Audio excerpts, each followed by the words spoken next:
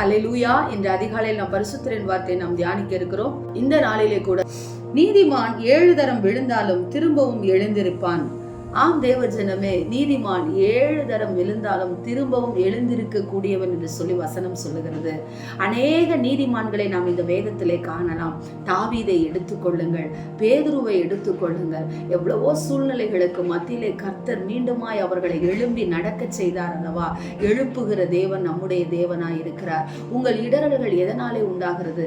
பெருமை நிமித்தமாக உண்டாகிறதா? இச்சைகளின் நிமித்தமாக உண்டாகிறதா?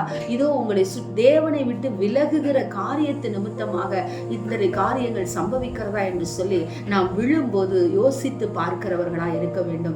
ஆம் தேவ ஜனமே, ஏன் நீதிமான் விழுகிறான்? கர்த்தரை தேடாததனால், கர்த்தரை விட்டு விலகுகிறதுனால். ஏன் தெரியுமா? வசனம் சொல்லுகிறது, காற்று வந்தாலும் மழை வந்தாலும் புயல் வந்தாலும் இதோ நீ அசைக்கப்படுவதில்லை என்றுதானே கர்த்தர் சொல்லி இருக்கிறார். ஆனால் அசைக்கப்பட்டு கீழே தேவனை விட்டு விலகுகிற காரியம் எதனால் உண்டானது?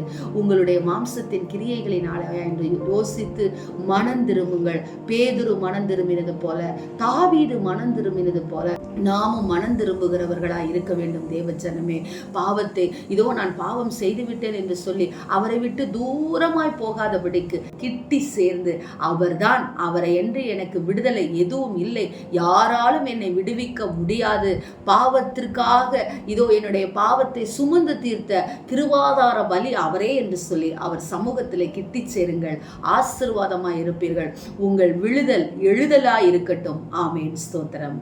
கர்த்தாவே, அநேக நேரத்திலே நாங்கள் தவறி விழுகிறவர்களாய், தவறு செய்கிறவர்களாய், உம்மை விட்டு விலகுகிறவர்களாய் இருக்கிறோம் ராஜா.